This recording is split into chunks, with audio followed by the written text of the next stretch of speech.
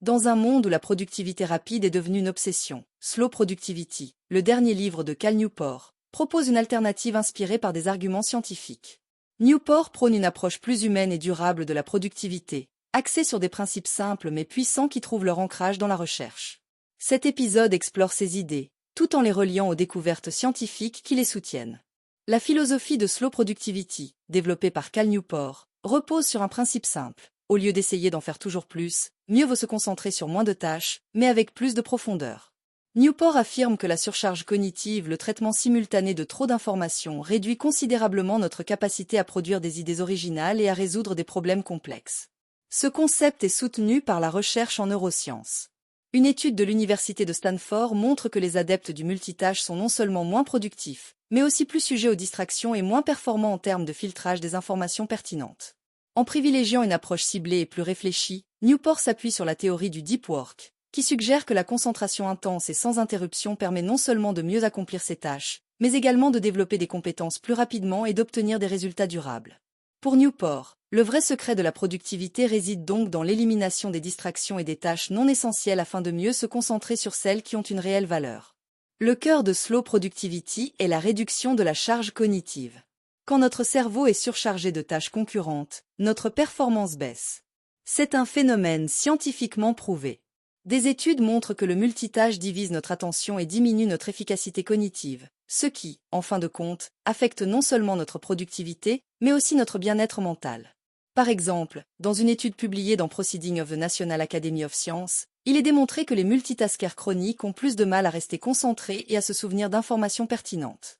Newport soutient que limiter le nombre de projets actifs permet de consacrer plus d'énergie mentale aux tâches qui comptent réellement. Ce concept s'inscrit dans une tendance croissante vers le minimalisme dans le travail. Plus nous simplifions notre charge de travail, plus nous libérons de l'espace pour des réflexions profondes, créatives et plus alignées avec nos objectifs à long terme. Un autre point clé de Slow Productivity est l'importance du deep work, un travail en profondeur qui nécessite des périodes prolongées de concentration ininterrompue. Contrairement au travail superficiel, qui peut souvent être accompli en mode multitâche, le travail en profondeur demande toute notre attention et génère des résultats de haute qualité.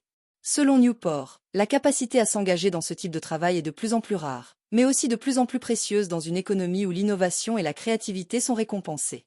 Des études en psychologie cognitive montrent que ce type de travail peut augmenter la satisfaction personnelle et la performance professionnelle.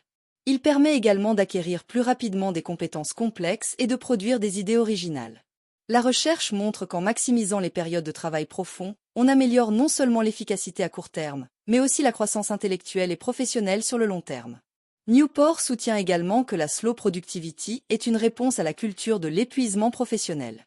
À une époque où le surmenage est devenu la norme, cette approche prône la modération et le respect des rythmes biologiques. Des recherches en psychologie et en médecine montrent que travailler au-delà de ses limites physiques et mentales mène directement au burn-out. Une étude menée par l'OMS a révélé que les longues heures de travail sont associées à une augmentation significative des risques de maladies cardiaques et d'accidents vasculaires cérébraux. Dans ce cadre, la slow productivity apparaît comme un antidote à ce cycle toxique de travail. Plutôt que de poursuivre une productivité frénétique, Newport encourage à réévaluer nos priorités et à adopter un rythme de travail plus équilibré. En réduisant la surcharge de travail et en prenant le temps de se reposer, on peut à la fois préserver notre santé mentale et physique tout en augmentant la durabilité de notre performance.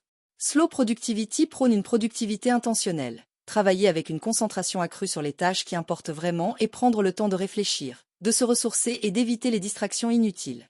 C'est un modèle de travail qui ne cherche pas à maximiser chaque minute, mais à optimiser chaque action en fonction de son importance. En s'appuyant sur des arguments scientifiques, Newport montre qu'adopter un rythme de travail plus lent et réfléchi est non seulement bénéfique pour notre santé mentale, mais également plus efficace à long terme pour produire un travail de haute qualité. Il ne s'agit pas d'en faire moins, mais de faire mieux. Une méthode qui pourrait bien révolutionner la façon dont nous percevons la productivité au quotidien. Cal Newport propose dans Slow Productivity une approche radicalement différente du travail, qui se base sur l'idée que chacun doit respecter son propre rythme naturel.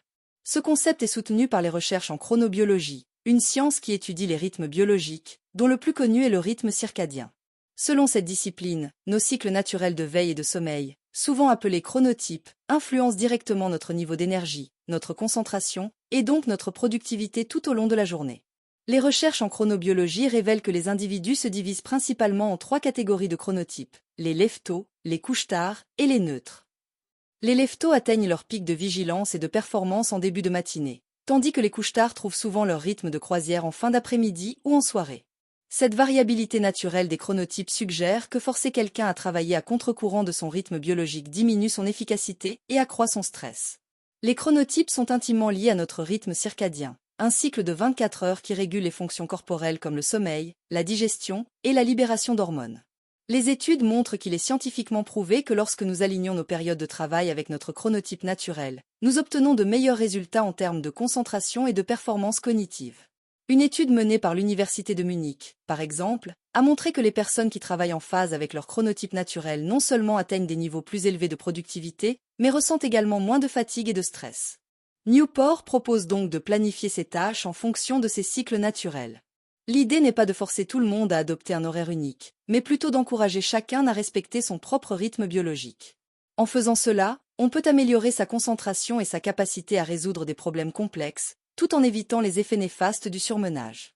Par exemple, les personnes du matin pourraient planifier leurs tâches les plus importantes dans les premières heures de la journée, tandis que les noctambules pourraient se réserver les moments créatifs pour la fin d'après-midi ou la soirée. Les implications de ces découvertes sont profondes. Elles remettent en question la structure traditionnelle du travail de 9 heures à 17 heures, qui ne convient pas à tout le monde.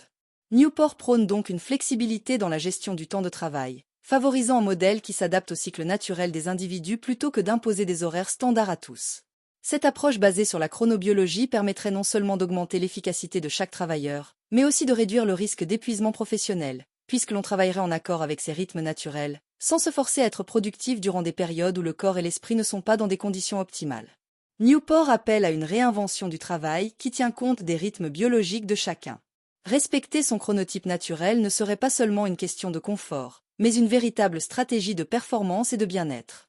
En ajustant nos périodes de travail en fonction de ces cycles naturels, nous pourrions maximiser notre efficacité tout en préservant notre santé mentale et physique. Cela ouvre la voie à une productivité plus durable, mieux adaptée à notre physiologie, et donc à un épanouissement personnel et professionnel à long terme. L'idée que la qualité est plus importante que la quantité est soutenue par des recherches en psychologie cognitive et en neurosciences. Une étude publiée dans le Journal of Applied Psychology montre que les travailleurs qui se concentrent sur une tâche à la fois, en profondeur, produisent des résultats de meilleure qualité que ceux qui essaient de jongler avec plusieurs tâches à la fois.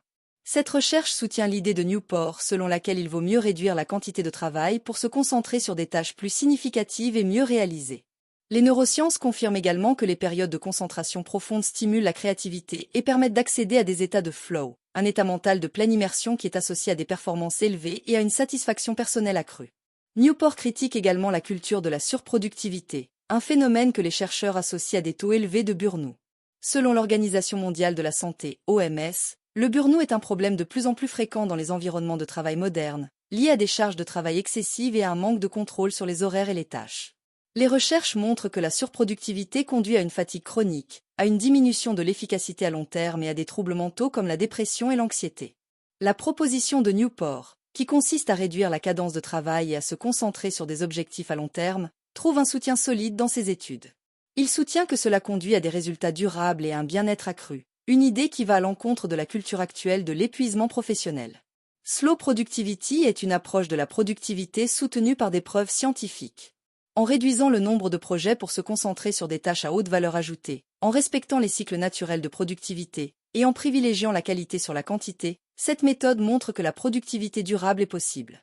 Newport nous invite à sortir de la frénésie de la surproductivité et à adopter un mode de travail plus réfléchi, basé sur la recherche scientifique, qui favorise la créativité, la performance et le bien-être.